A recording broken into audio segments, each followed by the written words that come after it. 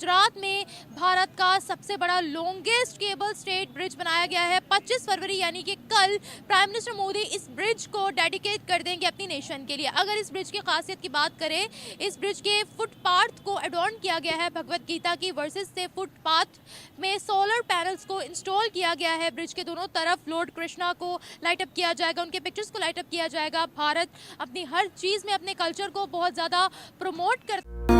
Doctor साहब, अपना जरा एक्सपीरियंस शेयर करें। कल थोड़ी देर के लिए जब आप इंडिया गेट पे गए तो हमारी बात हुई, जरा एक्सपीरियंस शेयर करें और बताएं कि जब आप पहले भारत आते थे और अभी भारत आते हैं, कोई फर्क महसूस हुआ है?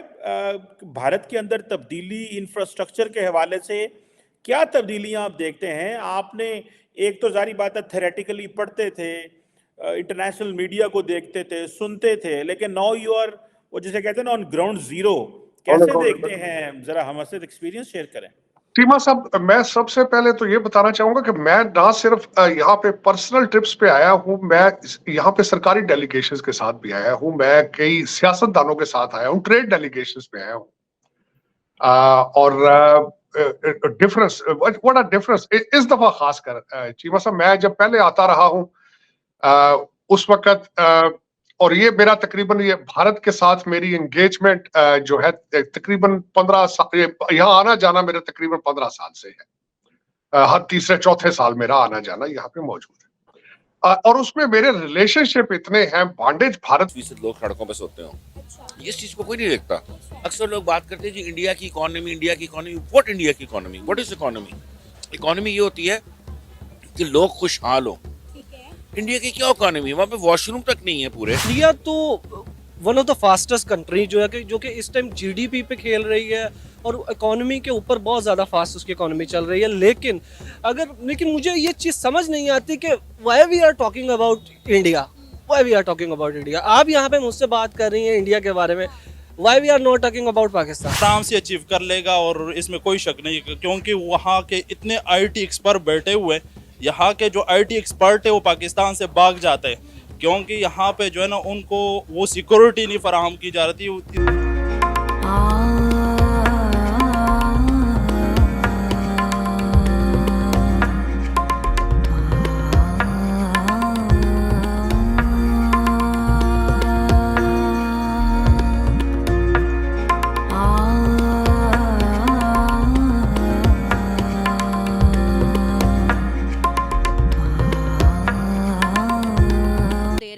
लेकिन हमारे यहाँ से 0.1% भी अगर जाता नज़र आए ना, तो हमारे यहाँ से 50 लाख जो स्टूडेंट्स हैं वो फॉरेन ना जाएं। 0.1% भी अगर नजर आता तो? अगर नज़र आता तो सही बात है। अच्छा, आप ये कहती है कितनी यहाँ पर तरक्की है, कैसे हम उनसे दूर है, मतलब इतना तरक्की? मैडम मेरे अकॉर्डिंग तो यहाँ पे कोई तरक्की नहीं है, कोई बंदा अपना फंक्शन इफेक्टिवली परफॉर्म नहीं कर रहा। यहाँ की तरक्की आप हिसाब इधर से लगा लें। मैं खुद एक एलएलबी स्टूडेंट जिसकी 98% एज है, मैं फॉरेन जा रही हूँ, मेरा दिल नहीं करता यहाँ पे काम करने का। हमें नज़र आ रहा है फ्यूचर यहाँ पे कुछ भी नहीं है। जो भी पॉलिटिशियन आता है अपना बैलेंस फुल करके चला जाता है। आवाम का कोई नहीं सोच रहा, कोई नहीं देख रहा बिल्स का क्या रेट है, कोई नहीं देख रहा इलेक्ट्रिसिटी किस एरिया में आ रहा है, कोई नहीं देख रहा इंफ्रास्ट्रक्चर का यहाँ पे क्या हाल है। इंफ्रास्ट्रक्चर कैसा है पाकिस्तान का? मैडम इंफ्रास्ट्रक्चर है कि मुझे दिखाएं।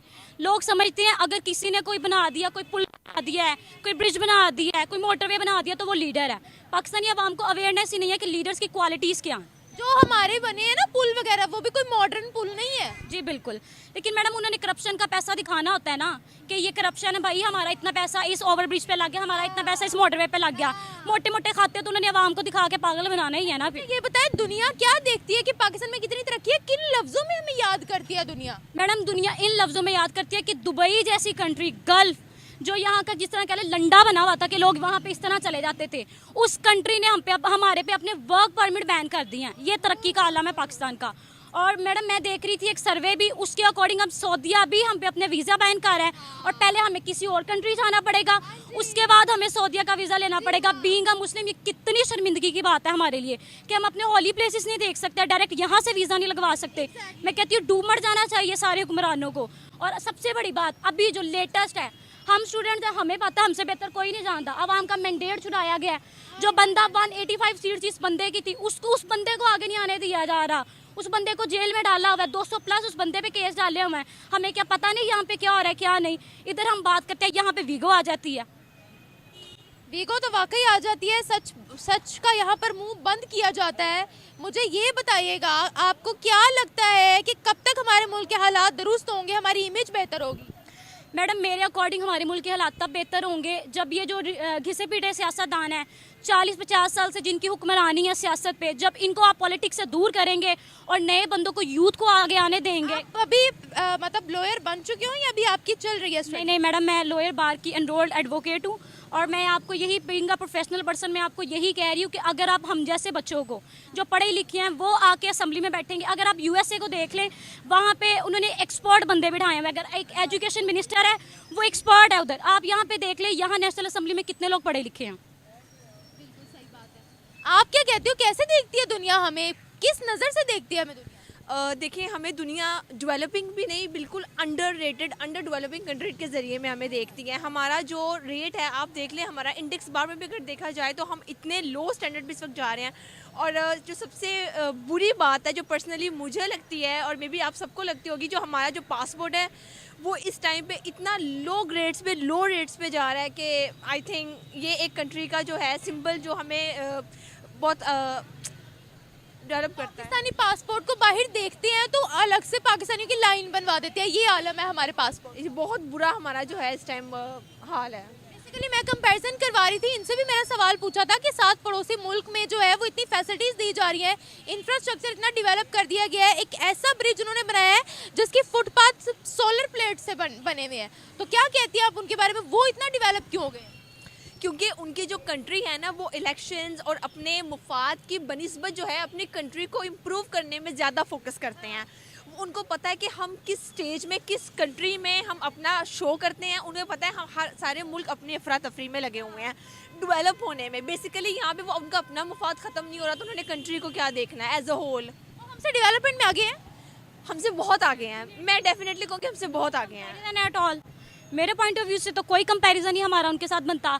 आप फॉरेन चले जाएं, सारी अच्छी एग्जेक्टिव पोस्ट पे जो है सारे इंडियंस हैं, आपको कोई पाकिस्तानी नज़र नहीं आएगा। हम स्टूडेंट वीज़ा के लिए अप्लाई करें, सारी रिस्ट्रिक्शंस हम पे, इंडियंस को ऐसे स्टूडेंट वीज़ा मिलता है और हमें देखें हमारा हाल देखें यहाँ पे। आपने भी ये चीज़ फेस की है? जी बिल्कुल, डेफिनेटली मैंने फेस किया। मैंने मोर देन 34 यूनिवर्सिटीज़ में जाके अप्लाई किया है। फिर जाके मुझे 3 यूनिवर्सिटी से कंडीशनल लेटर है, वो भी कंडीशनल लेटर है, अभी पूरा लेटर नहीं है। आप यहाँ से देख लें कि एक बच्चा जिसकी 98% है, पीछे 88% है, 93% है, अगर उसका ये हाल है तो बाकी आवाम किधर जाएगी? सही बात है, बाकी आवाम किधर जाएगी? उन लोगों ने क्यों इतनी डेवलपमेंट कर लिया? मेरा बेसिकली सवाल ये था। मैडम उन्होंने इतनी डेवलपमेंट मेरे अकॉर्डिंग इसलिए कर लिया क्योंकि वो अपना काम परफॉर्म करते हैं। वो लोग देखते हैं कि अगर ये मिनिस्ट्री है फलाने बंदे की है, उनकी प्रोग्रेस वो देखते हैं। यहाँ पे क्या हाल है, यहाँ पे ये आता है मियाँ जी आ गए हैं, बिरयानी बट रही है, इसी सब में मैडम सारा काम चला जाता है। यहाँ पे परफॉर्म कौन कर रहा है? उनके एक बंदा दिखाएं। उनके प्राइम मिनिस्टर मोदी ने अपनी कंट्री को संवारा है। डेफिनेटली उन्होंने संवारा है। लोगों को उनसे 100 इख्तलाफात होंगे, लेकिन मैं ये कहती हूँ कि उस बंदे ने अपने कौम के लिए काम किया है और इस बात के लिए उस बंदे को बिल्कुल क्रेडिट मिलना चाहिए। आपकी नज़र में उन्होंने काम किया अपनी कंट्री के लिए? उन्होंने अपनी कंट्री के लिए बहुत काम किया है। एक्सेप्ट रिलीजन बेसिस को अगर हम छोड़ के साइड पर गौर करें, हिंदू मुस्लिम जो है वो टेन्योर को हम छोड़ के देखें तो अपनी कंट्री के लिए उसने बहुत अच्छा किया। इवन के यूपी में, बिहार में उनका एक नाम है, उनका बहुत आगे डेवलपमेंट है। आप लोग फील्ड में रहकर काम करते हो ना, फील्ड में आप दोनों एडवोकेट हो, मुझे बताएं क्या स्कोप है यहाँ पर, या आ जाए आप भी आ जाए, या कितनी हम लोग को जो है वो आपकी फील्ड में रहते हुए आप लोग को प्रोटेक्शन मिलती है या कितनी सहूलतें मिलती हैं? टाइम हमारी इकोनॉमी क्या बढ़िया थी यार। अयूब खान के समय हमारी इकोनॉमी, आज तक किसी पाकिस्तानी ने ये नहीं डिटेल में स्टडी करा कि क्यों अच्छी थी उस वक्त। अमेरिकन डॉलर दे रहे थे तुम्हें, मांगे का पैसा आ रहा था, ठीक है जी। आप समझ लो आपको किसी ने क्रेडिट कार्ड दे दिया, आपके रईस चाचा ने आपको एक क्रेडिट कार्ड दे दिया, ठीक है, और क्रेडिट कार्ड में बोला कि तुम करोड़ों रुपए खर्च कर सकते हो, जब भी स्वाइप करोगे तुम शॉपिंग करो, लेकिन तुम्हें पैसे नहीं देने, पैसे तुम्हारे चाचा भर देंगे पीछे से।